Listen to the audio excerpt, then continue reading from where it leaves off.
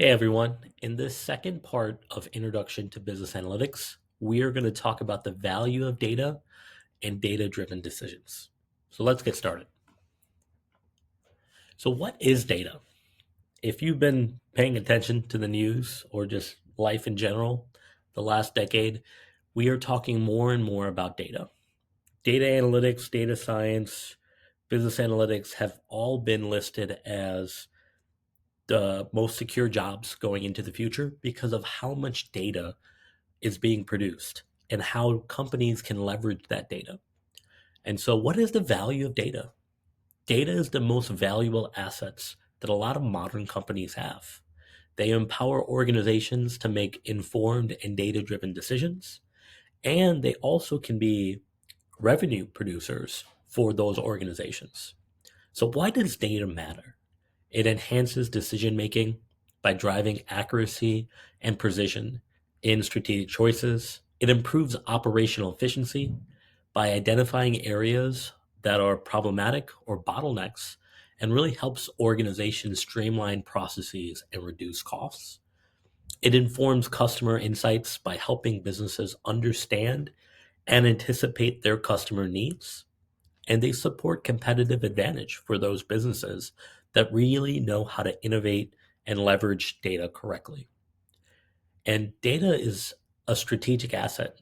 The ability to turn raw data into actionable insights is extremely vital, especially in the current economic climate. And it really helps organizations build a culture of making data driven decisions that really help when it comes to improving their overall standing as an organization.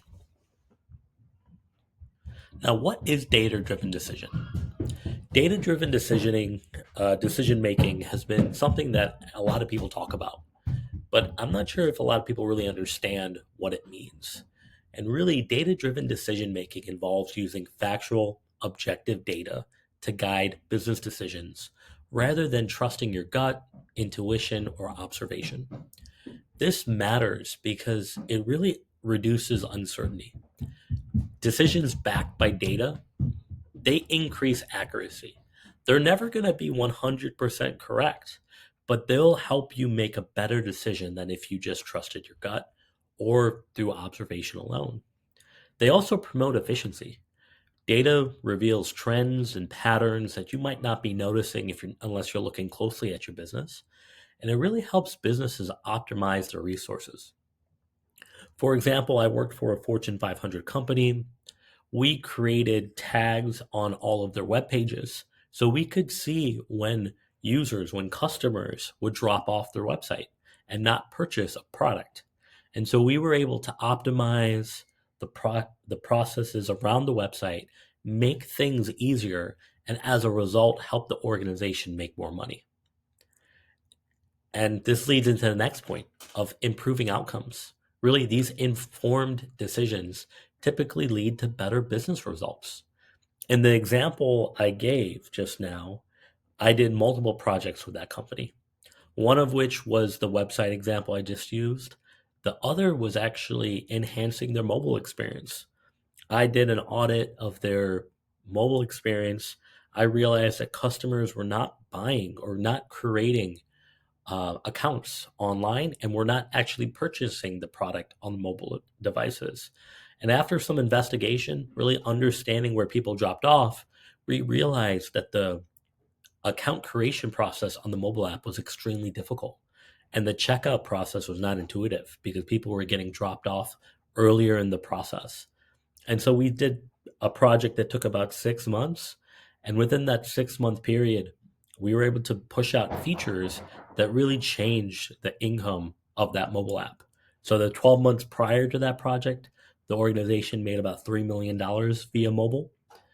After that project, their income via their mobile channel actually increased to 30 million. So more than 10x what their initial income amount was from the mobile experience. And so we use data to make decisions there to make the experience better for the customer.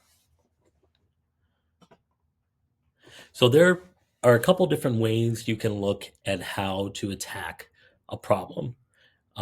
when you look at a data-driven decision-making mental model, there's really 5 key steps here.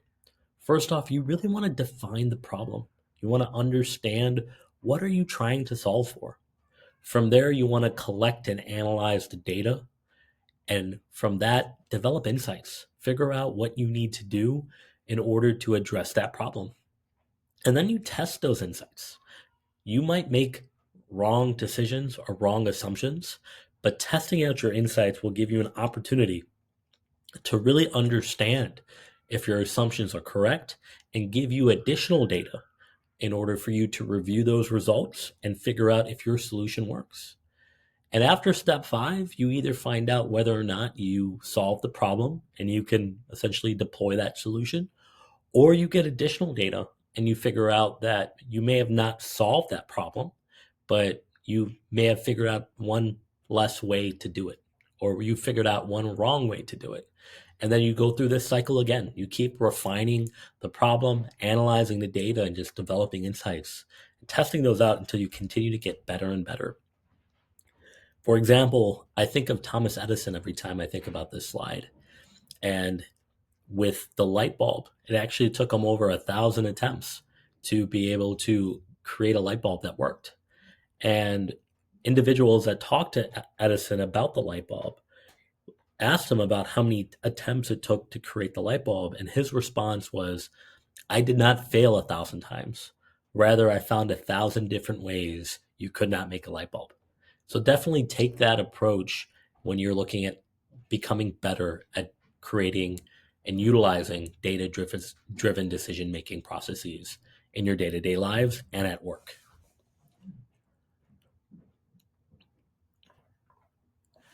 So what are the benefits of data-driven decisioning? Better customer understanding. So as an organization, you'll understand customer preferences and behaviors and really allow you to have personalized strategies. It enhances your operational efficiency by identifying bottlenecks and helping you streamline operations. And it really gives you a competitive edge compared to organizations that don't leverage data effectively. You can look at trends, anticipate market changes, and anticipate your customer needs faster than your competitors. And then it allows you to have continuous improvement. Data enables businesses to learn and evolve by tracking and assessing the outcomes of decisions much faster than organizations that do not track.